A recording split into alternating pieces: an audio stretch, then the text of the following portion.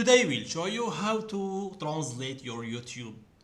Translate, okay, you can translate like a description, like a title, like what you can translate anything in YouTube, okay, to your language, of course, like Arabic, like English, French, Dutch, like German, like Japanese, like Indian, what you want, okay, guys.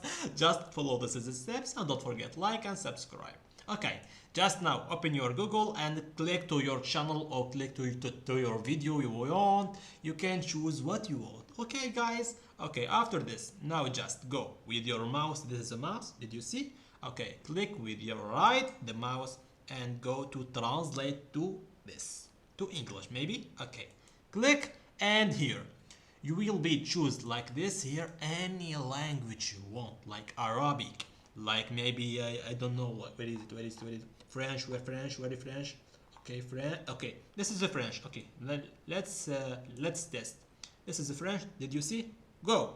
It's okay. Now to French. Okay, we need now to test with Arabic. Okay, did you show?